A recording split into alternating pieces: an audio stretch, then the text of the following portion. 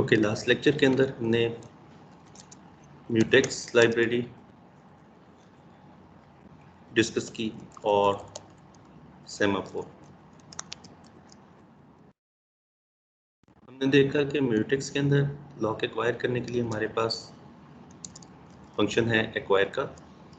इसे हम variable by reference पास करेंगे जिसमें हमने लॉक सेट करना है, लॉक एक्वायर हो जाएगा। अगर लॉक ऑलरेडी सेट होगा तो एक्वायर की कॉल ब्लॉक हो जाएगी। वो वाइल लूप की, इसके अंदर वाइल लूप है, वाइल लूप के अंदर कंट्रोल स्टक हो जाएगा। कंट्रोल रिटर्न नहीं होगा जब तक लॉक एक्वायर नहीं हो जाता। और रिलीज करने के लिए हमारे पास लॉक है, हमारे पास फंक्शन है रिलीज का। अगर लॉक रिलीज करना है तो रिलीज कर देंगे, लॉक रिलीज हो जाएगा। अब म्यूटेक्स लाइब्रेरी म्यूचुअल एक्सक्लूजन के लिए यूज होती है। म्यूचुअल एक्सक्लूजन मीन्स के मल्टीपल थ्रेड्स हैं और आप चाहते हैं कि एक वक्त में सिर्फ एक थ्रेड अपने क्रिटिकल सेक्शन में एंटर हो, तो आप म्यूटेक्स यूज करेंगे। सेमाफोर लाइब्रेरी के अंदर हमारे पास फंक्शन है वेट का। इसको हम लॉक पास कर सकते हैं बाय रेफरेंस।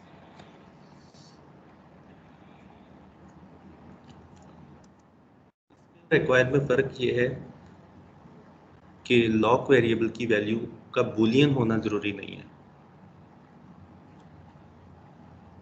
म्यूटेक्स लाइब्रेरी के अंदर एक्वायर और रिलीज बूलियन पे काम करते थे। लॉक या तो सेट होगा या क्लियर होगा, कोई और ऑप्शन नहीं थी। इसके अंदर हमारे पास ऑप्शन है कि लॉक की वैल्यू अगर हम 2 से इनिशलाइज कर देते हैं तो इसका मतलब ये है कि 2 थ्रेड्स अपने क्रिटिकल सेक्शन में साइमल्टेनियसली एंटर हो सकते हैं। एप्लीकेशन ही डिफरेंट है, वहाँ पे हम म्यूचुअल एक्सक्लूजन नहीं चाह रहे होंगे, बल्कि एप्लीकेशन डिफरेंट होगी। रिसोर्स एलोकेशन की हो सकती है, कुछ और हो सकती है, अभी हम शॉर्टली देख लेंगे। और रिलीज करने के लिए सेमाफोर के अंदर लाइब्रेरी है सिग्नल।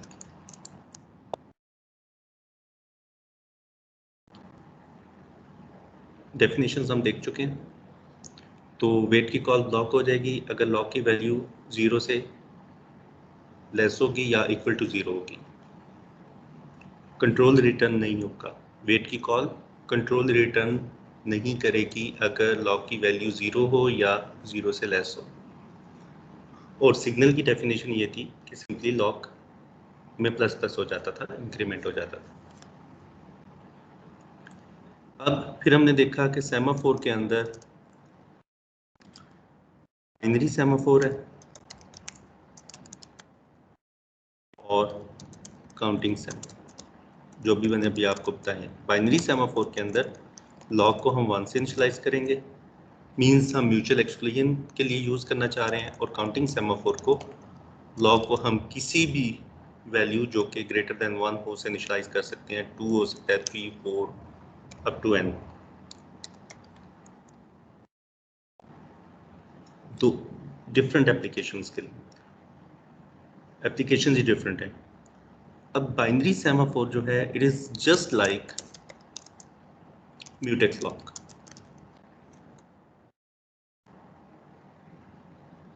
सेमाफोर सुपरसेट है। सेमाफोर को यूज करेंगे तो आप म्यूटेक्स वाला काम भी ले सकते हैं, लेकिन म्यूटेक्स से आप सेमाफोर वाला काम नहीं ले सकते। मींस कि आप म्यूटेक्स लॉक से काउंटिंग सेमाफोर वाला काम नहीं ले सकते। अगर आप चाहते हैं कि मल्टीपल थ्रेड्स क्रिटिकल सेक्शन में साइमल्टेनियसली एंटर हो जाएं तो आप म्यूटेक्स लाइब्रेरी को यूज़ करते हुए ये अचीव नहीं कर सकते। इसके लिए आपको काउंटिंग सेमाफोर पर ही जाना पड़ेगा। तो एज ए रूल जहाँ पर आपको म्यूचुअल एक्सक्लूजन चाहिए वहाँ पे म्यूटेक्स लाइब्रेरी यूज़ करें, और जहाँ पर आपको म्यूचुअल एक्सक्लूजन के अलावा रिस्ट्रिक्ट करना चाहते हैं आप कि इतने थ्रेड्स ही अपने क्रिटिकल सेक्शन में एंटर हों विच इज़ ग्रेटर देन 1, तो फिर आप काउंटिंग सेमाफोर यूज़ कर सकते हैं।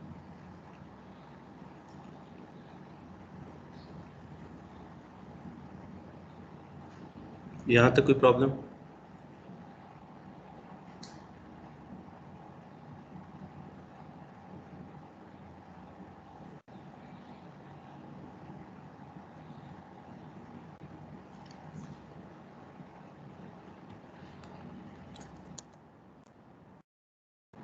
ओके, अब यहाँ पर हम देख लेते हैं कि हमारे पास एक रीडर थ्रेड है और एक राइटर थ्रेड है।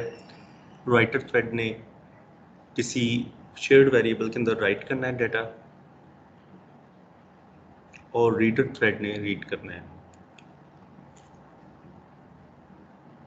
एक रीडर है और एक राइटर है। जब राइटर राइट करेगा उस वक्त रीडर वेट करेगा, बाहर क्रिटिकल सेक्शन में नहीं होगा, उस वक्त वो रीड नहीं कर सकता। और जब रीडर रीड कर रहा होगा उस वक्त राइटर क्रिटिकल सेक्शन में एंटर नहीं हो सकता। यानी कि अगर एक अपने क्रिटिकल सेक्शन में एंटर हो गया तो दूसरा एंटर नहीं होगा जब तक पहला एग्जिट नहीं हो जाता। सिंपली हम देखते हैं, अब सूडो कोड पे बात करेंगे। एक्चुअल सी का कोड हम नहीं लिखेंगे, अब हम सूडो कोड, क्योंकि अभी हमने कॉन्सेप्ट सेट करने, फिर लैब के अंदर आपको बता दिया जाएगा कि सेमाफोर की लाइब्रेरी के वो जो सिग्नल के इक्विवेलेंट ये फंक्शन है, वेट के इक्विवेलेंट ये फंक्शन है, एंड सो ऑन।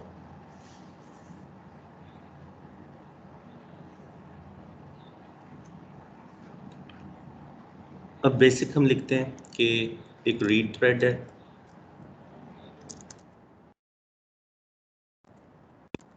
और एक राइट का थ्रेड है। अब हम चाहते हैं कि जब म्यूचुअल एक्सक्लूजन चाहते हैं, सिंपल इज दैट, कि कोई भी वेरिएबल है ग्लोबल, जैसे से डाटा, तो रीड ने डाटा को रीड करना है और राइट ने उसको राइट करना है, मॉडिफाई करना है। ये इसने सिंपली इसको डिस्प्ले करना है। मैं सी आउट कर देता हूँ।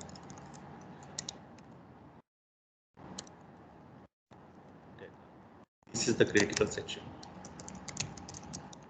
रीड हो गया और राइट ने इसको मॉडिफाई करना है। तो data is equal to get data, और this is the critical section of write function. ये क्रिटिकल सेक्शन है। राइट का थ्रेड राइट करेगा उसमें, यानी कि डाटा को मॉडिफाई करेगा, और रीड का थ्रेड उसको रीड करेगा। अब यहाँ पर हम म्यूचुअल एक्सक्लूजन चाहते हैं। अब यहाँ पर हम म्यूटेक्स लॉक भी यूज़ कर सकते हैं, बाइनरी सेमाफोर भी यूज़ कर सकते हैं। तो हम यहाँ पर लॉक ले लेते हैं, लॉक इज इक्वल टू 1।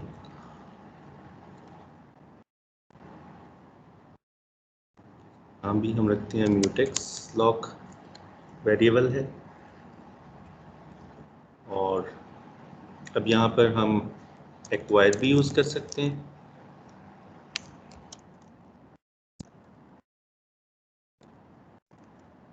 या यहाँ पर सेमाफोर का वेट यूज़ कर सकते हैं।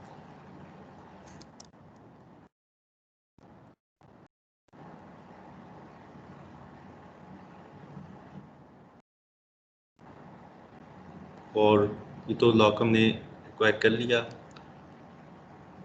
क्रिटिकल सेक्शन में एंटर हो गए, क्रिटिकल सेक्शन से बाहर निकले। तो अब हम यहाँ पर एक्वायर का जो अपोजिट है दैट इज रिलीज।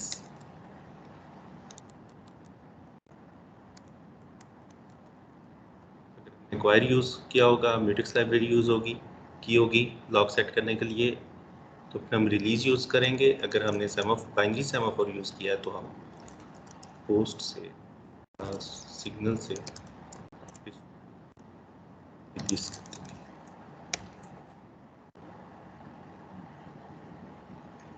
यही काम हम यहाँ पे कर सकते हैं।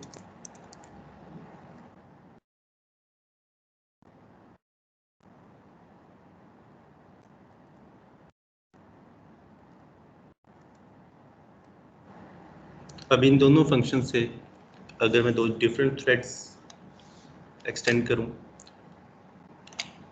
तो रीड का थ्रेड जब अपनी क्रिटिकल सेक्शन में होगा उसको राइट का थ्रेड नहीं होगा, जब राइट का थ्रेड अपनी क्रिटिकल सेक्शन में एंटर होगा तो रीड का थ्रेड एंटर नहीं हो सकेगा।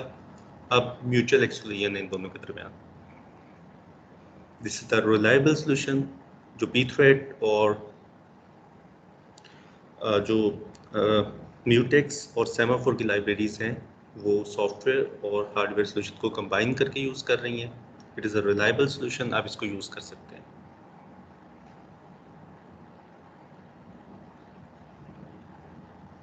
अब एक रीडर होगा और एक राइटर होगा, मल्टीपल रीडर थ्रेड्स भी हों तो एक वक्त में कोई एक अपने क्रिटिकल सेक्शन में होगा, मल्टीपल रीडर्स या मल्टीपल राइटर्स अपने क्रिटिकल सेक्शन में नहीं हो सकते। यानी कि आपके पास n नंबर ऑफ रीडर्स हैं और n नंबर ऑफ राइटर्स हैं, एक वक्त में कोई एक रीडर या राइटर थ्रेड अपनी क्रिटिकल सेक्शन में होगा, एक से ज़्यादा नहीं हो सकते। इस चीज़ को इंश्योर हमारी जो सेमाफोर या म्यूटेक्स लाइब्रेरी है वो कर रही है। यहाँ तक बताएं कोई ऐसी चीज़ जो क्लियर ना हो।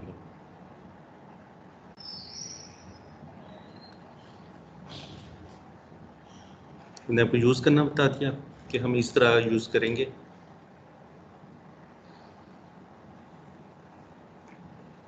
अगर मैं रीड के अंदर मैं डिफरेंट म्यूटेक्स लॉक यूज़ करूं और राइट के अंदर डिफरेंट करूं तो क्या होगा? अगर मैं यहाँ पर म्यूटेक्स 1 यूज़ कर लेता हूँ और यहाँ पर 2 यूज़ कर लेता हूँ तो क्या होगा?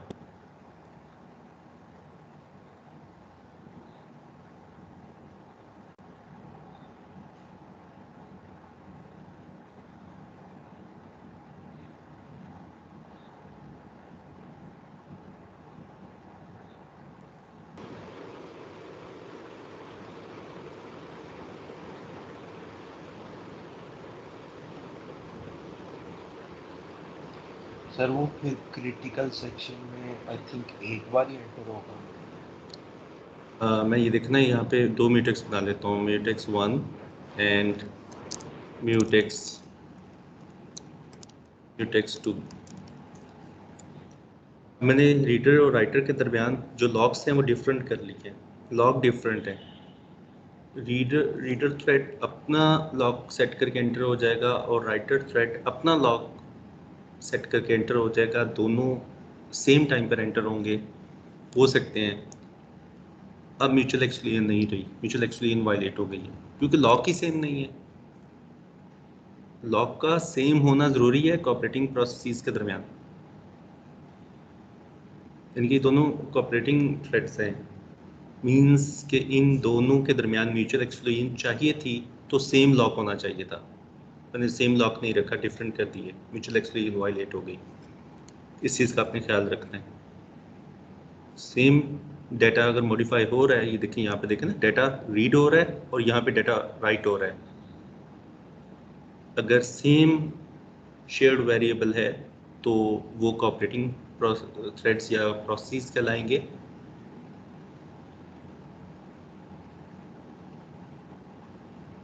और सेम लॉक यूज़ किया जाएगा क्रिटिकल सेक्शन में एंटर होने के लिए।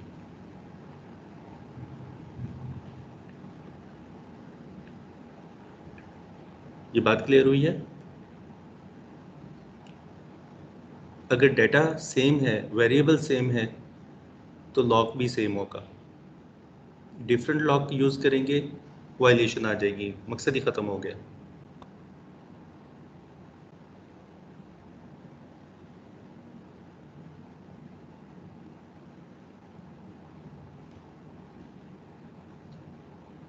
ये क्लियर हुई है बात? तो बोलें तो सही, अगर नहीं समझ आया मुझे बताएं। हो गया सर, हो गया, ओके, क्लियर हो गया। अब बात करते हैं कि अब एक स्टेप आगे चलते हैं। अभी हमने देखा कि एक रीडर था, एक राइटर था, तो ऐसे सिंक हुआ। ओके, मल्टीपल रीडर्स और राइटर्स होंगे तब भी एक वक्त में कोई एक ही अपने क्रिटिकल सेक्शन में एंटर हो सकता है। अब हम एक स्टेप आगे जाते हैं, हम कहते हैं ओके, अगर 10 रीडर्स हैं तो वो 1 बाय 1 एंटर क्यों हो? पहले एक रीडर आया, उसने रीड किया, फिर दूसरा रीडर आया, जब वो रीड कर रहा था तो बाकी सब बाहर वेट कर रहे थे, फिर तीसरा रीडर आया एंड सो ऑन। जबकि रीड का ऑपरेशन तो रीडर्स के साथ शेयर्ड है, तमाम रीडर्स इकट्ठे भी तो आ सकते हैं, डाटा को तो इफेक्ट नहीं होगा। रीड का ऑपरेशन शेयर्ड है, डेटा वेरिएबल मॉडिफाई नहीं हो रहा, तो सारे थ्रेड्स साइमल्टेनियसली एंटर हो सकते हैं क्रिटिकल सेक्शन में, क्या प्रॉब्लम है? हाँ, लेकिन रीड का ऑपरेशन राइटर के साथ साथ शेयर्ड नहीं है। जब रीडर अपने क्रिटिकल सेक्शन में होगा, रीड कर रहा होगा, उस वक्त राइटर को हम अलाउ नहीं करेंगे कि वो भी एंटर हो। और इसी तरह जब राइटर अपने क्रिटिकल सेक्शन में होगा तो फिर तमाम रीडर्स बाहर वेट करेंगे, वो क्रिटिकल सेक्शन में एंटर नहीं होंगे जब तक राइटर मौजूद है। जब राइटर एग्जिट होगा अपने क्रिटिकल सेक्शन से, फिर रीडर्स एंटर होंगे। हाँ, फिर हम अलाउ कर सकते हैं कि तमाम रीडर्स एंटर हो जाए। हम अलाउ कर देंगे कि तमाम रीडर्स एंटर हो जाएं अपने क्रिटिकल सेक्शन में, क्योंकि रीड का ऑपरेशन शेयर्ड है।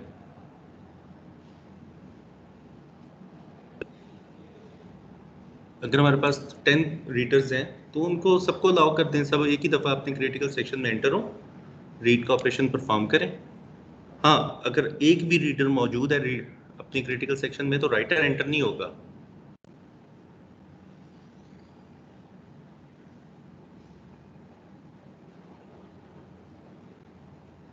अगर एक भी रीडर अपने क्रिटिकल सेक्शन में मौजूद है, रीडिंग परफॉर्म कर रहा है, तो कोई और राइटर एंटर नहीं होगा। मजीद रीडर एंटर हो सकते हैं।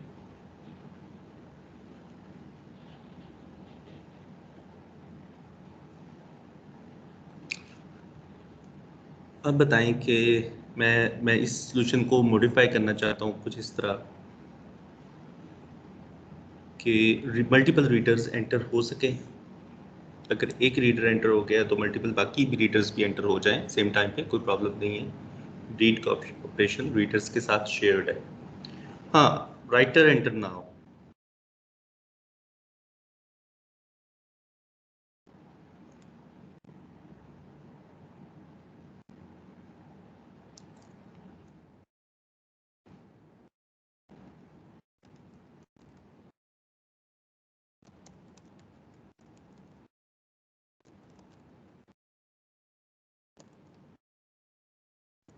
Read and right.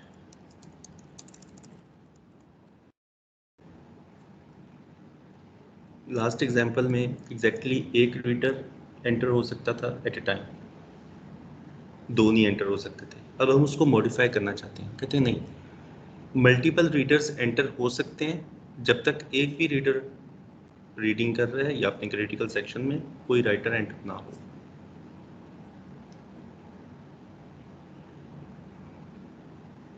अब ये एक लॉक है, रीडर राइटर म्यूटेक्स लॉक। नाम कुछ भी हो सकता है, लेकिन आप नाम ऐसा यूज करें जो क्लियर हो, पढ़ने वाले को समझ आए। अब क्या किया जाए? मैं चाहता हूँ मल्टीपल रीडर्स एंटर हो सकें।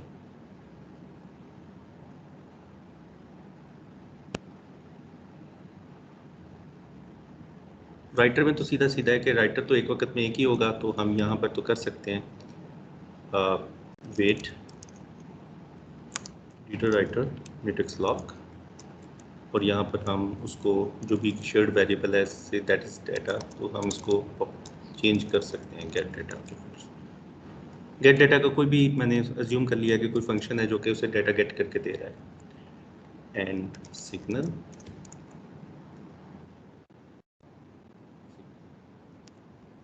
Read write mutex lock. Right की डेफिनेशन तो कंप्लीट हो गई। एक वक्त में कोई एक राइटर ही एंटर होगा। अगर ये लॉक अवेलेबल है तो लॉक एक्वायर होगा और राइटर अपने क्रिटिकल सेक्शन में एंटर हो जाएगा, डाटा को मॉडिफाई करेगा और रीडर राइटर म्यूटेक्स लॉक को रिलीज करके एग्जिट हो जाएगा। एक वक्त में कोई एक राइटर एंटर होगा। राइट का कोड तो ठीक है, वही है। अब मॉडिफाई मुझे करना है रीडर को, रीड थ्रेड को करना है कि मल्टीपल रीडर्स क्रिटिकल सेक्शन में एंटर हो सकें।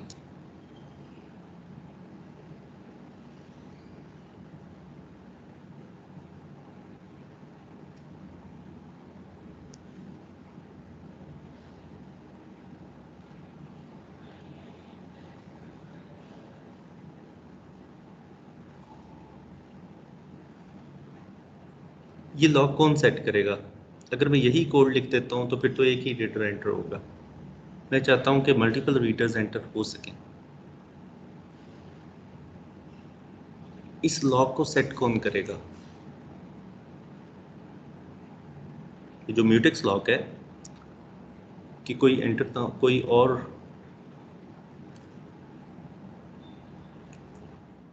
राइटर एंटर ना हो सके, ये लॉक अगर मैं यहाँ पे लगा देता हूँ तो इसकी मसला ये है कि कोई रीडर भी एंटर नहीं हो सकेगा।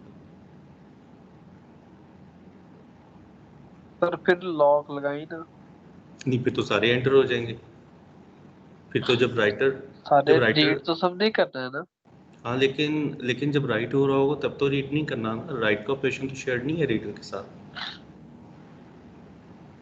जब ये राइट कर रहा होगा तो तब तो रीडर्स को हम नहीं अलाउ करेंगे, क्योंकि रीडर फिर हम नहीं जानते कि रीडर को पुरानी वैल्यू मिलेगी, नई वैल्यू मिलेगी, या कोई रैंडम वैल्यू मिल जाएगी।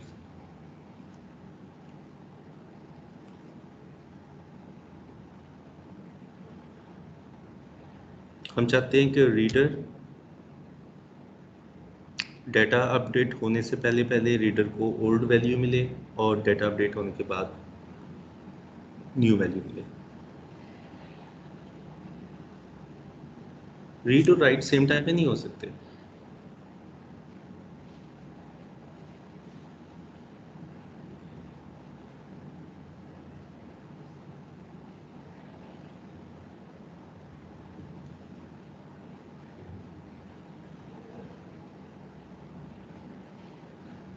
अब इस लॉक को एक्वायर कौन करेगा? अगर तमाम रीडर्स ने करना है तो पहला रीडर को तो ये अवेलेबल होगा, बाकी रीडर्स जो पीछे आ रहे होंगे उनको तो ये अवेलेबल नहीं होगा। लॉक सारे स्टक हो जाएंगे, कोई भी क्रिटिकल सेक्शन में एंटर नहीं हो सकेगा। सीधा क्रिटिकल सेक्शन।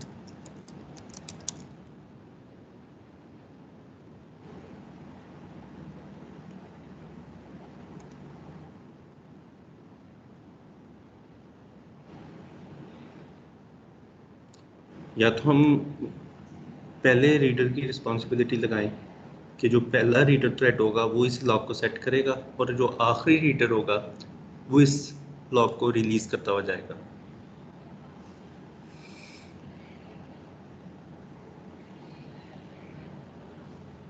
अब ये कैसे पता चलेगा ये पहला रीडर है या ये आखिरी रीडर है?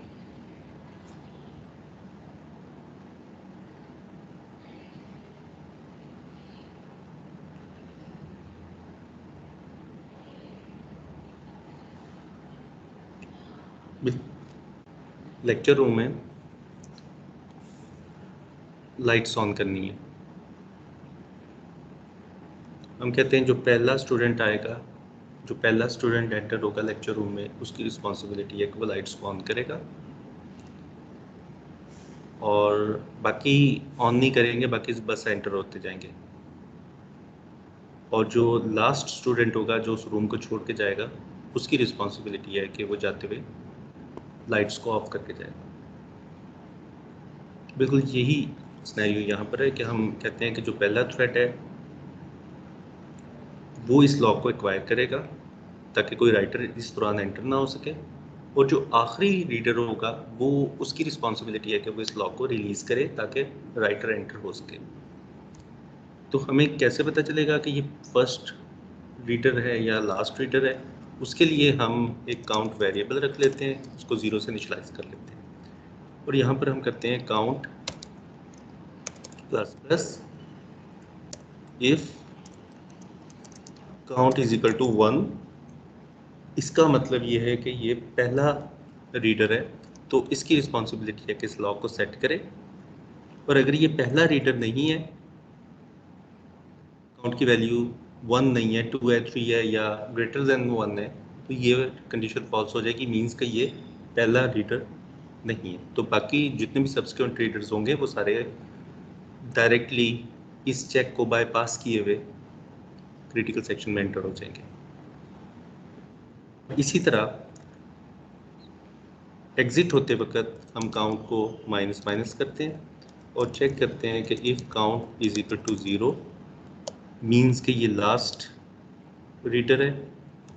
अगर लास्ट रीडर है तो ये रीडर राइटर म्यूटेक्स लॉक को रिलीज करता हुआ जाए।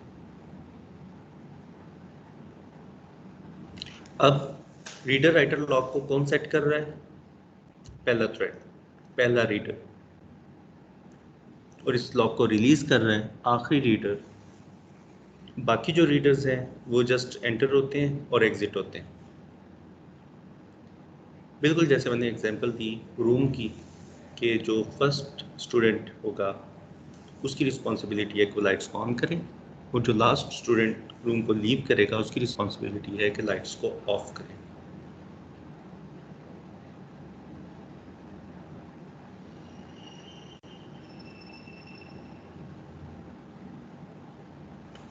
अब मल्टीपल रीडर्स एंटर हो जाएंगे सेम टाइम पर, लेकिन जब एक भी रीडर होगा तो राइटर एंटर नहीं हो सकेगा, राइटर वेट करेगा। लेकिन अब इसको अगर हम देखें अपने सॉल्यूशन को, तो ये काउंट प्लस प्लस हो रहा है और यहाँ पे काउंट माइनस माइनस हो रहा है। ऐसा भी तो हो सकता है कि एक थ्रेड काउंट को प्लस प्लस कर रहा हो और एट द सेम काउंट की वैल्यू भी फिर अनप्रिडिक्टेबल होगी।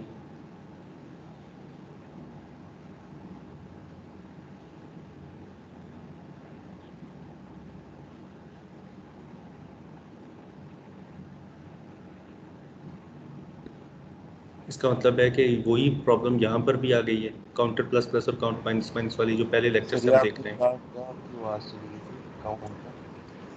मैंने बताया कि ये काउंट प्लस प्लस और काउंट माइनस माइनस दोनों सेम टाइम पे हो रहे हैं। एक थ्रेड काउंट प्लस प्लस कर रहा होगा और एट द सेम टाइम दूसरा थ्रेड काउंट माइनस माइनस कर रहा होगा, तो काउंट प्लस प्लस और माइनस माइनस सेम टाइम पर तो नहीं हो सकते, क्योंकि काउंट शेयर्ड वेरिएबल है। तो हम इस चीज़ को कैटर करने के लिए म्यूटेक्स लॉक रख लेते हैं। मींस के जो काउंट वेरिएबल है वो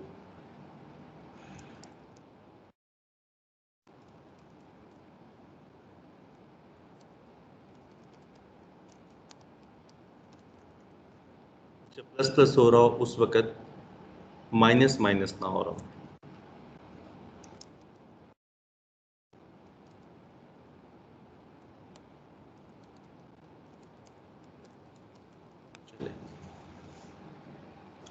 ये समझ आया मैंने क्यों किया? क्योंकि काउंट प्लस प्लस और count minus minus same time पर हो रहे थे। जो थ्रेड एंटर हो रहा था वो काउंट प्लस प्लस कर रहा था और जो एग्जिट हो रहा था वो काउंट माइनस माइनस कर रहा था, तो काउंट की वैल्यू ही चेंज हो जानी थी, अनप्रिडिक्टेबल थी।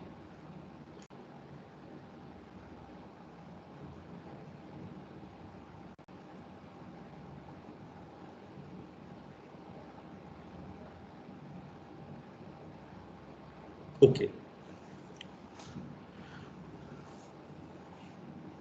अब फर्दर इसको देखते हैं। अब ऐसा भी तो हो सकता है कि पहला थ्रेड आया, उसने काउंट को प्लस प्लस करके 0 से 1 किया, म्यूटेक्स लॉक को रिलीज किया। अभी म्यूटेक्स लॉक को रिलीज किया ही था इस जगह पे जहाँ मैं एरो लगा रहा हूँ, यहाँ पर कॉन्टेक्स्ट स्विच हो गया, टाइम एक्सपायर हो गया और टाइम स्लाइस इस पॉइंट पे पहला थ्रेड था, उसने काउंट को प्लस प्लस किया, काउंट की वैल्यू 0 से 1 हुई, म्यूटेक्स लॉक उसने रिलीज किया और जैसे ही म्यूटेक्स लॉक रिलीज किया कॉन्टेक्स्ट स्विच हो गया, कंट्रोल दूसरे थ्रेड को दे दिया गया। दूसरा थ्रेड आया, उसने म्यूटेक्स लॉक एक्वायर किया, काउंट को प्लस प्लस किया, काउंट की वैल्यू 1 से 2 हो गई। उसने म्यूटेक्स लॉक रिलीज किया, कंट्रोल वापस पहले थ्रेड को मिला, पहले थ्रेड ने काउंट की वैल्यू चेक की, काउंट की वैल्यू 2 है, 2 is equal to 1, no, condition false हुई। पहला थ्रेड लॉक एक्वायर किए बगैर एंटर हो गया, दूसरा भी एंटर हो गया, तीसरा एंड सो ऑन, बाकी जितने आएंगे वो सारे एंटर हो जाएंगे लॉक एक्वायर किए बगैर। और म्यूचुअल एक्सक्लूजन की वायलेशन हो जाएगी, क्योंकि फिर राइटर भी एंटर हो सकेगा। इसका मतलब ये है कि हमें उस वक्त तक म्यूटेक्स लॉक रिलीज नहीं करना जब तक रीडर राइटर लॉक एक्वायर ना हो जाए। ये बिल्कुल रूम की एग्जांपल में ऐसे ही है कि दो स्टूडेंट्स साइमल्टेनियसली एंटर हो जाएं, इकट्ठे एंटर हो जाएं।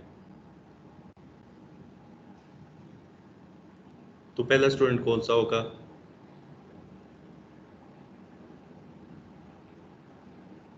जहाँ पर वो जो चेक था ना पहले स्टूडेंट वाला, वो बाईपास हो रहा था। तो अब हमने म्यूटेक्स को काउंट प्लस प्लस से निकाल के नीचे लगा दिया कि पहला उस वक्त तक कोई दूसरा स्टूडेंट एंटर ना हो जब तक पहला लॉक को सेट नहीं कर सकता, लॉक को सेट नहीं कर लेता, उस वक्त तक दूसरा रीडर थ्रेड एंटर ना हो। यानी कि आप रूम की एग्जांपल में मल्टीपल स्टूडेंट्स साइमल्टेनियसली एंटर हो जाते हैं, यानी कि सारे इकट्ठे एंटर हो जाते हैं, तो फिर इस चीज़ को डिस्टिंग्विश करना कि पहला कौन सा था मुश्किल हो जाएगा। तो इसके लिए हमने वहाँ पर क्यू मेंटेन कर ली, हमने कहा 1 by 1 एंटर हो, सो दैट वी नो कि which one is the first student, ताकि वो लाइट्स ऑन कर सके।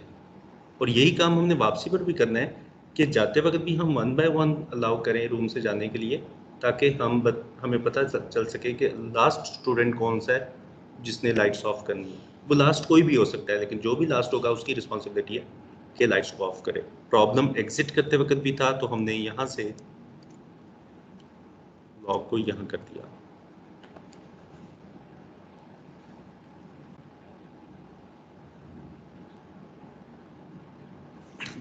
Now it is a perfect solution. अब मल्टीपल रीडर्स एंटर हो जाएंगे अपने क्रिटिकल सेक्शन में। पहला रीडर जो है वो mutex lock reader writer lock को एक्वायर करेगा, और आखिरी स्टूडेंट या थ्रेड इस केस में रीडर राइटर म्यूटेक्स लॉक को रिलीज करेगा। जब तक एक भी रीडर अपने क्रिटिकल सेक्शन में रीडिंग कर रहा है, कोई राइटर एंटर नहीं हो सकेगा। हाँ, मज़ीद रीडर एंटर हो सकेंगे। हम चाहते भी यही थे कि मल्टीपल रीडर्स एंटर हो सकें, और जब तक एक भी रीडर मौजूद है, कोई राइटर अपने क्रिटिकल सेक्शन में एंटर ना हो। और इसी तरह जब राइटर एंटर हो जाए तो कोई भी रीडर अपने क्रिटिकल सेक्शन में एंटर ना हो।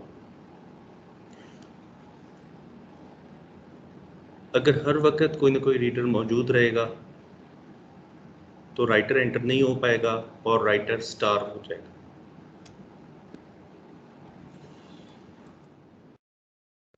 Algorithm is called reader writer algorithm 1। इसके अंदर रीडर को प्रियोरिटी है एंड राइटर थ्रेड स्टार्स। जाहिर है कि अगर हर वक्त कोई ना कोई रीडर मौजूद रहता है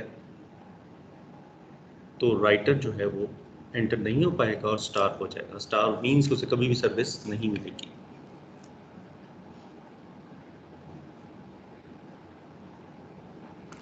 बुक में ये एल्गोरिथम गिवन है रीडर राइटर के नाम से, आप उसे देख सकते हैं।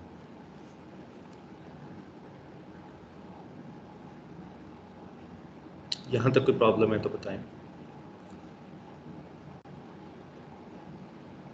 मैंने स्टेप बाय स्टेप करके दिखाया है और रीज़न भी बताई है। आपको अगर कोई चीज़ समझ नहीं आती आप मुझसे तो पूछ सकते हैं किसी भी वक्त, लेकिन साथ रिकॉर्डिंग्स भी हैं, आप वो भी देख सकते हैं। स्टिल कोई चीज़ समझ नहीं आती आप मुझे मैसेज करते हैं, या अगर यूनिवर्सिटी आ सकते हैं तो मुझसे आके मिलें। जितना सिंपल हो सकता था मैंने उतना सिंपल करके आपको समझाया। ये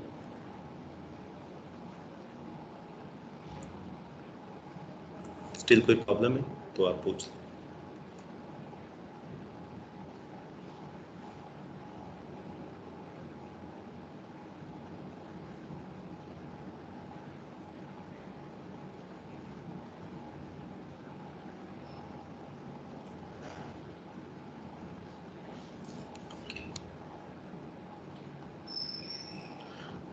ओके, को एल्गोरिथम देखते हैं। 2 थ्रेड्स हैं, एक थ्रेड प्रोड्यूसर है या सेंडर है। मैं नाम वो वाले यूज़ करूँगा जो स्टैंडर्ड है ताकि बुक के साथ टैली करे मेरा लेक्चर। और एक है कंज्यूमर। प्रोड्यूसर को आप सेंडर कह लें और कंज्यूमर को आप रिसीवर कह लें। ओके, अब इंटर प्रोसेस कम्युनिकेशन में हमने पाइप्स देखे थे कि एक प्रोसेस पाइप में राइट करता है और दूसरा रीड करता है, और हमने कहा था कि पाइप के अंदर बिल्ट इन सिंक्रोनाइजेशन मैकेनिज्म है। मींस के जिस ऑर्डर में डाटा राइट होता है उसी ऑर्डर में रिट्रीव होता है, और अगर डाटा पाइप में नहीं है तो रीड की कॉल ब्लॉक हो जाएगी, और अगर पाइप फुल हो गया है तो राइट की कॉल ब्लॉक हो जाएगी। This is called synchronization. अब हमने करनी है इंटर थ्रेड कम्युनिकेशन, और हमारे पास एक ग्लोबल बफर है यहाँ पर, बफर, और इसका जो साइज है दैट इज से 10। हमने इस बफर के थ्रू दोनों थ्रेड्स के दरमियान कम्युनिकेशन करनी है। डाटा प्रोड्यूसर ने प्रोड्यूस करना है यानी कि सेंड करना है, प्रोड्यूसर इज द सेंडर, और consumer thread is actually the receiver. वही पाइप वाला मैकेनिज्म हमने यहाँ पर इम्प्लीमेंट करना है।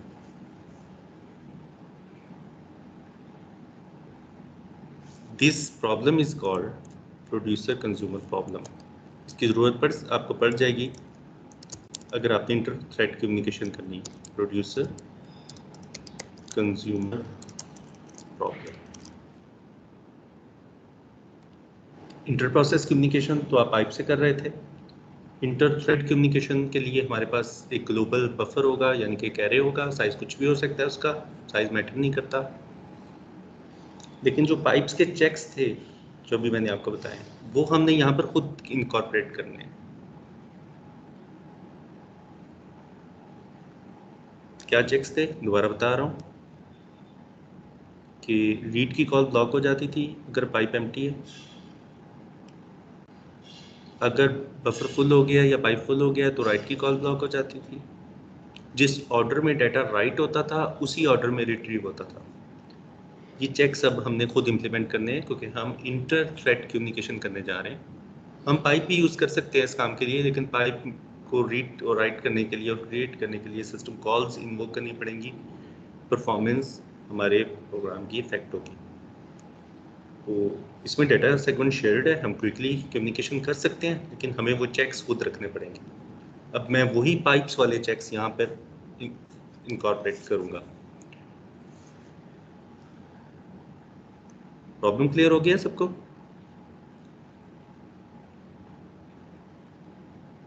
कि मकसद क्या है?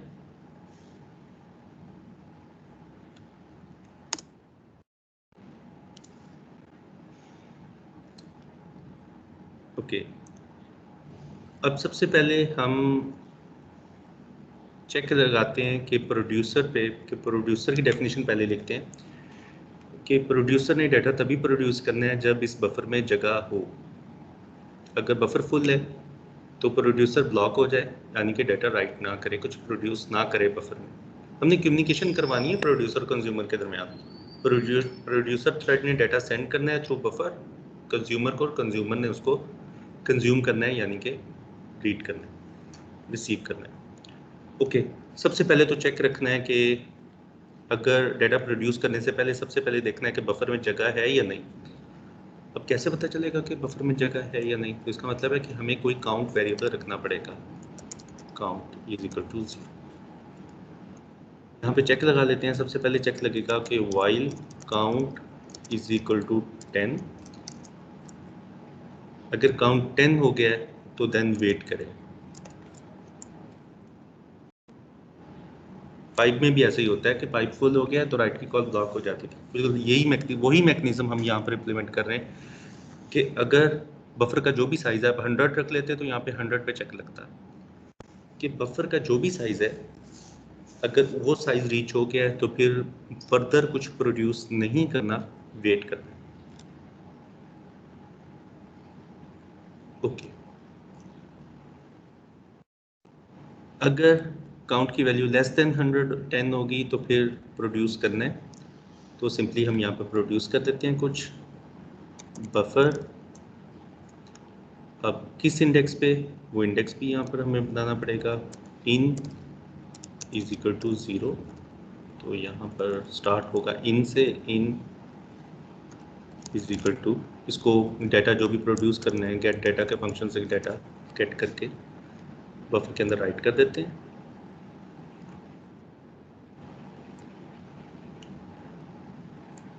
और इन को भी इंक्रीमेंट कर देते हैं। In is equal to in plus 1,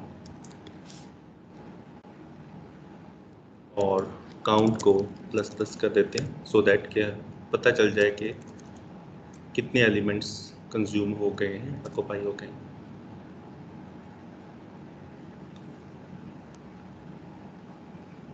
ये तो था कोड प्रोड्यूसर का। ओके, ऐसा भी तो हो सकता है कि कंज्यूमर साथ साथ कंज्यूम कर रहा है। पहले कंज्यूमर का कोड लिख लेते हैं फिर देखते हैं कंज्यूमर में क्या चेक लगेगा। सबसे पहले तो ये देखना है कि अगर बफर एम्प्टी है तो कंज्यूमर ब्लॉक हो जाए, वेट करे डाटा होने का। तो यहाँ पर हम सिंपल चेक लगाते हैं while count is equal to 0, तो ब्लॉक हो जाए, वेट करें।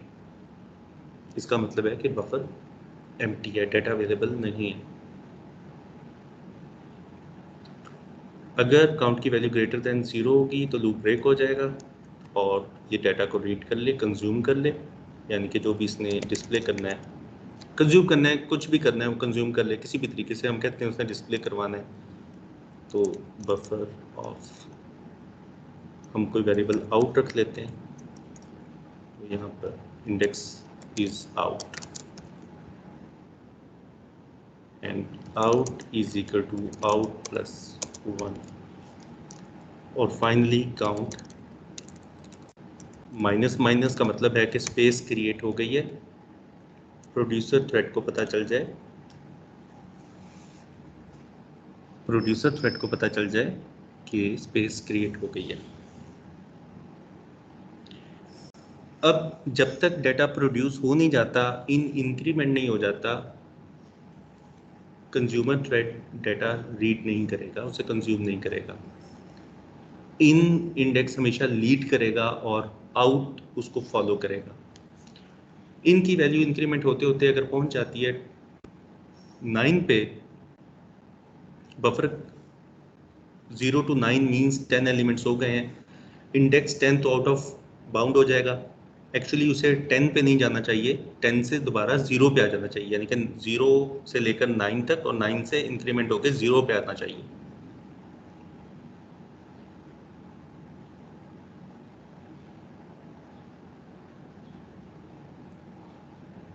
काउंट ये बता रहा है कि कितने एलिमेंट्स ऑक्युपाइड हैं और इन इंडेक्स लीड कर रहा है और वो अपने अपने, यानी कि वो डाटा राइट करता चला जा रहा है उन इंडेक्सेस पे।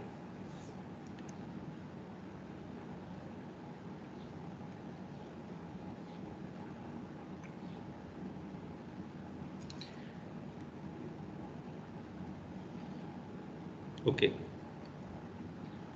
अब 9 के बाद इन ने 10 पे नहीं जाना बल्कि 9 के बाद 0 पे आना है। तो क्या करूं कि इन 9 के बाद 0 हो जाए?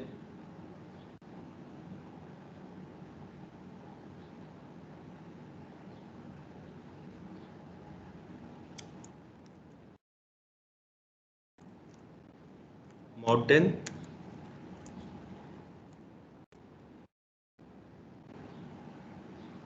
और इसी तरह आउट भी 9 के बाद 0 हो जाए, तो ये भी आउट प्लस 1 mod 10, क्योंकि वही 10 एलिमेंट्स का जो बफर है हमने उसी को रीयूज करना है। हमारे पास जो बफर है उसका साइज लिमिटेड है, तो प्रोड्यूसर प्रोड्यूस करता चला जाएगा और प्रोड्यूसर का जो इंडेक्स है वो लीड कर रहा होगा और कंज्यूमर फॉलो करता रहेगा। यानी कि प्रोड्यूसर ने 0 इंडेक्स पर प्रोड्यूस किया और वो इंक्रीमेंट होकर 1 पे चला गया। अब कंज्यूमर ने 0 इंडेक्स को रीड करना है और काउंट को माइनस माइनस कर देना है। काउंट एक्चुअली बता रहा होगा कि कितनी एरे के कितने एलिमेंट्स कंज्यूम हो चुके हैं, कितने एलिमेंट्स ऑक्युपाई हो चुके हैं। काउंट की वैल्यू अगर 0 है इसका मतलब है कि बफर कंप्लीटली एम्प्टी है। इन और आउट की वैल्यू कहीं भी हो सकती है। इन और आउट की वैल्यू कुछ भी हो सकती है। काउंट ये बता रहा है कि इस वक्त कितने एलिमेंट्स एरे के कंज्यूम्ड हैं जो भी रीड नहीं हुए। अगर काउंट की वैल्यू 5 है इसका मतलब है कि 5 एलिमेंट्स ऐसे हैं जो अभी कंज्यूम होने हैं। काउंट की वैल्यू 0 है तो इसका मतलब है कि बफर कंप्लीटली एम्प्टी है। काउंट की वैल्यू 10 है इसका मतलब है कंप्लीटली फुल है। ये तो था बेसिक, मैंने जो सिंक्रोनाइजेशन मैकेनिज्म था पाइप वाला वो इम्प्लीमेंट कर लिया। अब प्रॉब्लम आ रहा है काउंट पे। काउंट प्लस प्लस और माइनस माइनस हो सकता है ये दोनों सेम टाइम पर हो जाए। ये नए इंडेक्स को पर राइट करने के बाद काउंट प्लस प्लस हो रहा हो और कंज्यूमर थ्रेड पुराने किसी इंडेक्स को रीड करने के बाद काउंट को माइनस माइनस कर रहा हो तो काउंट की वैल्यू चेंज हो सकती है। तो यहाँ पर हम एक म्यूटेक्स लॉक से इसको कंट्रोल करना है। यहाँ पर हम वेट लगा देते हैं।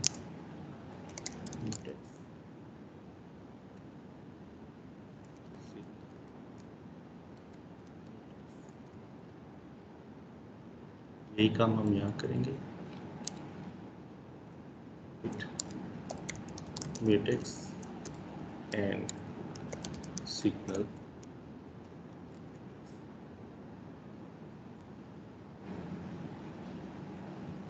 काउंट वेरिएबल दोनों में शेयर्ड था तो इसलिए उसे म्यूचुअली एक्सक्लूसिव बनाया है। दोनों तरफ वो मॉडिफाई हो रहा था तो हम चाहते हैं कि जब काउंट प्लस प्लस हो तो माइनस माइनस ना हो, माइनस माइनस हो तो प्लस प्लस ना हो, दोनों सेम टाइम पर ना हो। किसी भी ऑर्डर में हो जाए, ऑर्डर इज़ नॉट इम्पॉर्टेंट, लेकिन सेम टाइम पर ना हो। उसके लिए हमने उसे म्यूचुअल एक्सक्लूसिव बना दिया। अब देखने में लग रहा है कि इसी तरह जिस तरह काउंट शेयर्ड है तो बफर भी तो शेयर्ड है। ये भी तो हो सकता है कि ये एक लोकेशन को राइट कर रहा हो और एट द सेम टाइम ये रीड हो रहा हो। तो इसका मतलब है बफर की में जो राइट और रीड होना है इसको भी मुझे म्यूचुअली एक्सक्लूसिव बनाना है। बफर भी तो शेयर्ड है ना दोनों थ्रेड्स में।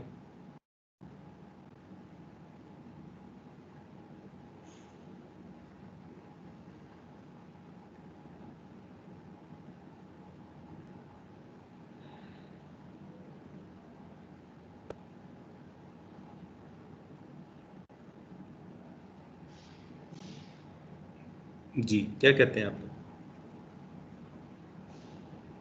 काउंट शेयर्ड था दोनों थ्रेड्स में तो बफर भी तो शेयर्ड है। सर फिर ये जो काउंट के ऊपर वाला आपने वेट लगाया है इसको उठा के आप वाइल के बाद लगा सकते हैं। ओके, उससे परफॉर्मेंस इफेक्ट होगी और कुछ नहीं होगा। अगर आप देखें कि कंज्यूमर उस वक्त तक कंज्यूम नहीं करता जब तक प्रोड्यूसर प्रोड्यूस नहीं कर लेता। देख लें आप, जब तक काउंट प्लस प्लस नहीं होगा, शुरू में देखें काउंट की वैल्यू 0 है। प्रोड्यूसर उसे कब इंक्रीमेंट करता है काउंट को? बफर में राइट करने के बाद। प्रोड्यूसर अपने इंडेक्स को इंक्रीमेंट करने के बाद काउंट को प्लस प्लस करता है और कंज्यूमर पिछले वाले इंडेक्स को रीड करता है। कभी भी ऐसा नहीं होगा कि प्रोड्यूसर और कंज्यूमर सेम इंडेक्स पे रीड राइट ऑपरेशन परफॉर्म कर रहे हैं। यानी कि प्रोड्यूसर इंडेक्स 5 पे राइट कर रहा है और at the same time consumer index 5 को रीड कर रहा है। वो 5 से पहले पहले वाले इंडेक्सिस को रीड कर सकता है, 5 को नहीं कर सकता, क्योंकि हमेशा इन लीड कर रहा है। काउंट ने चेक लगाया है ना, काउंट जब तक प्लस प्लस नहीं होगा वो इंडेक्स जिसको भी राइट किया गया है वो शामिल नहीं होगा राइट की लिस्ट में। तो ये देखने में लग रहा है कि बफर शेयर्ड है, yes buffer is shared, buffer shared है, लेकिन सेम लोकेशन बफर की साइमल्टेनियसली एक्सेस नहीं हो रही, डिफरेंट हो रही है।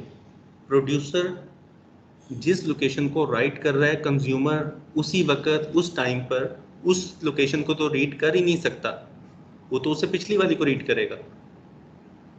और जब वो राइट कर लेगा प्रोड्यूसर उस लोकेशन को, उसके बाद वो काउंट को प्लस प्लस करेगा। अब आप शुरू में देखें, जब काउंट की वैल्यू 0 है, रीडर तो रीड कर ही नहीं सकता, वो तो इस लूप में स्टक हुआ है। अब वो इस लूप में स्टक रहेगा जब तक प्रोड्यूसर डेटा प्रोड्यूस करने के बाद, यानी कि इंडेक्स 0 को राइट करने के बाद काउंट को प्लस प्लस नहीं करता।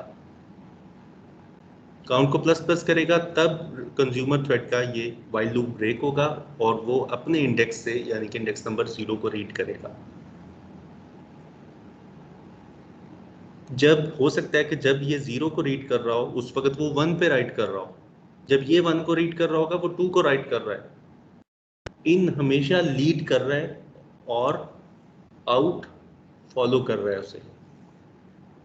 सेम लोकेशन को वो एक्सेस कभी नहीं करेंगे। अगर इस पे आपको स्टिल समझ नहीं आई तो इसको ड्राई रन करके देखें पेपर पे।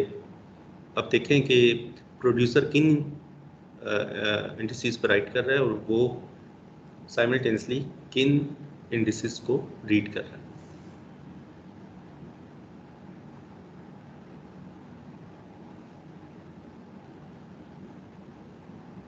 क्लियर हुआ? अब मैंने ये पाइप वाला मैकेनिज्म इम्प्लीमेंट किया है कि कंज्यूमर को डाटा तभी मिलेगा जब डाटा अवेलेबल होगा, अदरवाइज कंज्यूमर वेट करेगा। अगर बफर फिल हो जाता है तो प्रोड्यूसर फर्दर कुछ डाटा प्रोड्यूस नहीं कर पाएगा, यानी कि बफर को ओवरराइट नहीं कर पाएगा, वरना बफर ओवरराइट हो जाता है और डाटा लॉस हो जाता है। डाटा लॉस नहीं होना चाहिए,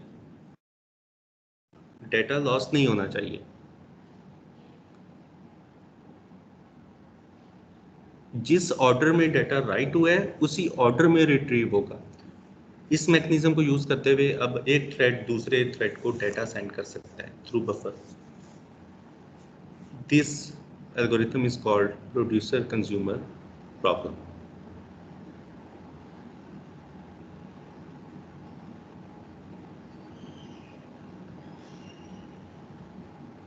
हाँ, नेक्स्ट स्टेप पे मैं कहता हूं कि अगर मल्टीपल प्रोड्यूसर हैं और मल्टीपल कंज्यूमर हैं, फिर प्रोड्यूसर थ्रेड्स के दरमियान ये जो इन है ये सेम होगा। तो इसको डिफरेंट करने के लिए फिर आपको कोई मैकेनिज्म रखना पड़ेगा, that is a separate thing. लेकिन अगर एक प्रोड्यूसर है एक कंज्यूमर है, this is a perfect solution. इसको आप देख लें, कुछ चीज़ समझ नहीं आती तो यू कैन आस्क। तो बफर के लिए बस इतना जान लें कि बफर देखने में लग रहा है कि ये शेयर्ड है, लेकिन एक्चुअली बफर के 10 एलिमेंट्स हैं और सेम एलिमेंट्स सेम टाइम पर रीड राइट नहीं हो रहे। जो एलिमेंट राइट हो रहा होगा वो रीड नहीं हो रहा होगा, बल्कि उससे पिछले वाले रीड हो रहे होंगे। क्योंकि हमारा एल्गोरिथम ऐसा है कि जब तक राइट का ऑपरेशन परफॉर्म हो नहीं जाता हम काउंट को प्लस प्लस नहीं करते, और जब काउंट प्लस प्लस नहीं होता तो कंज्यूमर रीड नहीं कर सकता, कंज्यूमर स्टक हो जाएगा यहाँ पर फाइल को।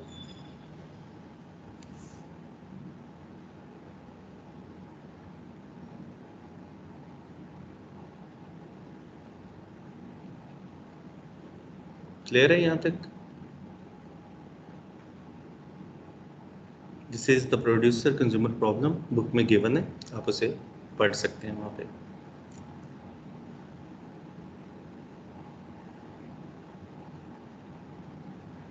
अच्छा, ये जो चेक लगाए हैं मैंने बाउंड पे कि आउट ऑफ बाउंड ना चला जाए, और ओवरफ्लो और अंडरफ्लो के जो चेक्स हैं, ये जो एरे की बफर की बाउंड्स पे चेक लगाए हुए हैं, ये भी तो हम काउंटिंग सेमाफोर से लगा सकते हैं। यहाँ पर अब काउंटिंग सेमाफोर की एप्लीकेशन देख लेते हैं कि जो चेक्स मैंने लगाए हैं ये कंप्लीट है। प्रोड्यूसर कंज्यूमर प्रॉब्लम कंप्लीट है। मैं इसे कॉपी करके नया थ्रेड ओपन कर लेता हूँ। ओके, अब हम ये जो चेक्स लगे हुए हैं इनको रिप्लेस कर रहे हैं विद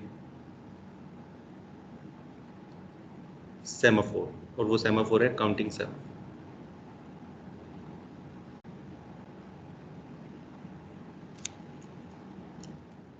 ये मैं डिलीट कर रहा हूँ।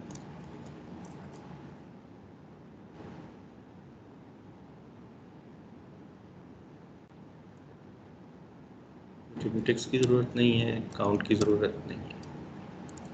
Okay, now the problem modified problem is called bounded buffer.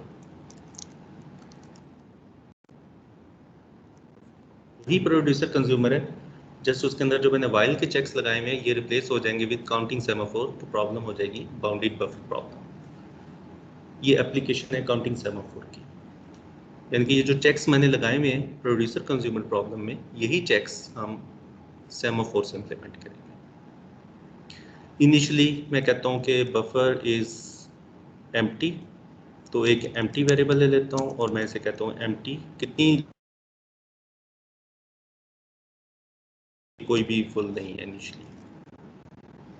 While को ख़त्म कर दिया और ये काउंट को भी ख़त्म कर दिया, इधर से भी वाइल को ख़त्म कर दिया और इधर भी काउंट का कोड ख़त्म कर दिया। प्रोड्यूसर तभी प्रोड्यूस करेगा जब कोई एक भी लोकेशन एम्प्टी होगी, वरना वो प्रोड्यूस नहीं करेगा। तो सिंपली वेट का चेक लगाते हैं, यानी कि लॉक एक्वायर करते हैं हम एम्प्टी पे। वेट की कॉल तभी रिटर्न करेगी अगर एम्प्टी की वैल्यू ग्रेटर देन 0 होगी। अगर 0 हुई तो वेट की कॉल ब्लॉक हो जाएगी। अगर एक भी लोकेशन एम्प्टी नहीं है तो वेट की कॉल ब्लॉक हो जाएगी।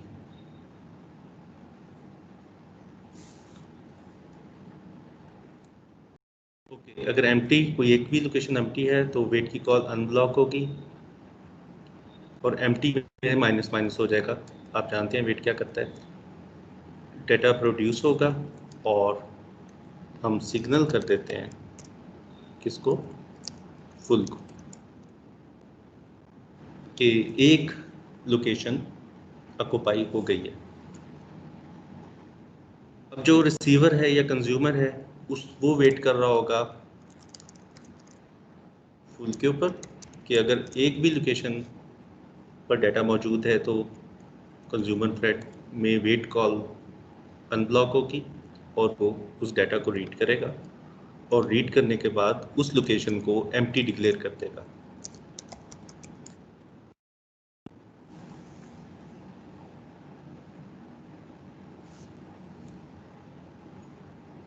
अब देखें जो वाइल के चेक्स थे और काउंट था वो सिंपली रिप्लेस हो गया विद काउंटिंग सेमाफोर्स।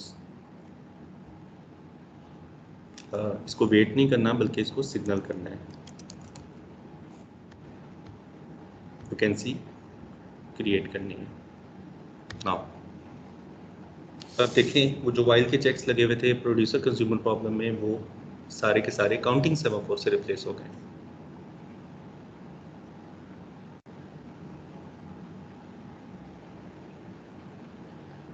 तो प्रोड्यूसर कब प्रोड्यूस करेगा, जब कोई भी स्पेस अवेलेबल होगी। और स्पेस का कैसे चेक रखा हुआ है हमने, एम्प्टी से। हमने कहा इनिशियली 10 स्पेसेस आर एम्प्टीज, तो अगर एक भी स्पेस अवेलेबल है तो डाटा राइट करो और उसके बाद फुल को सिग्नल कर दो ताकि कंज्यूमर कर सके। कंज्यूमर ने चेक लगाया हुआ है, वेट लगाया हुआ है फुल के ऊपर, अगर फुल की वैल्यू ग्रेटर देन 0 होगी तो ये वेट की कॉल फुल वेरिएबल को डिक्रीमेंट करते हुए अनब्लॉक होगी, डाटा कंज्यूम होगा और एम्प्टी सिग्नल हो जाएगा, यानी कि एम्प्टी लोकेशन में इंक्रीमेंट हो जाएगा। तो this is the application of counting semaphore. Binary semaphore की तो हम देख ही रहे थे म्यूटेक्स केस में, पिछली एग्जांपल्स में। इस एग्जांपल के अंदर हमने काउंटिंग सेमाफोर की एग्जांपल देख ली। तो इस सोल्यूशन को यूज़ करते हुए आप दो थ्रेड्स के दरमियान कम्युनिकेशन करवा सकते हैं रिलायबली।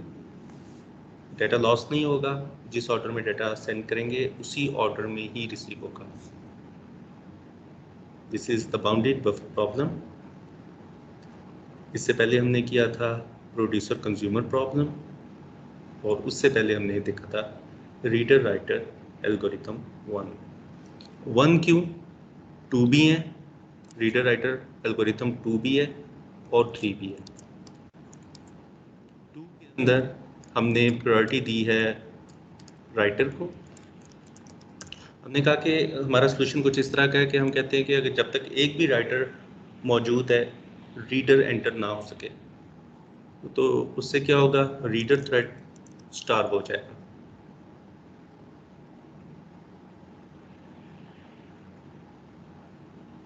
और तीसरे एल्गोरिथम में हम फेयर गेम प्ले करते हैं। हम कहते हैं ओके ऐसा नहीं है, हम क्यू मेंटेन करते हैं। हम कहते हैं ओके जितने भी रीडर्स क्यू में इकट्ठे खड़े हैं वो साइमल्टेनियसली एंटर हो जाएं, यानी कि एक राइटर से दूसरे राइटर के दरमियान जितने भी रीडर्स हैं वो सारे साइमल्टेनियसली एंटर हो सकते हैं। फिर राइटर एंटर होगा, फिर उस राइटर के बाद कोई और राइटर है तो वो एंटर होगा, उसके बाद जितने भी रीडर्स हैं वो इकट्ठे जा सकते हैं। तो दिस इज एल्गोरिथम नंबर 3। तो हमारे इस कोर्स के अंदर जो कोड था वो रीडर राइटर एल्गोरिथम 1 का था, वो मैंने आपको समझा दिया। अगर ये समझ आ गए तो 2 और 3 आप इजीली इम्प्लीमेंट कर सकते हैं।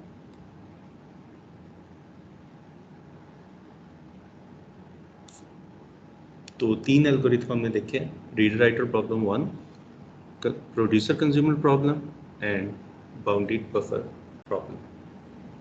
एक क्लासिकल सिंक्रोनाइजेशन प्रॉब्लम हम और डिस्कस करेंगे रिसोर्स एलोकेशन के हवाले से, और उसके बाद हमारा सिंक्रोनाइजेशन का चैप्टर एंड हो जाएगा। जी कोई प्रॉब्लम है तो आप डिस्कस कर सकते हैं। ये तीनों एल्गोरिथम्स बुक में अवेलेबल हैं जो आज हमने डिस्कस की।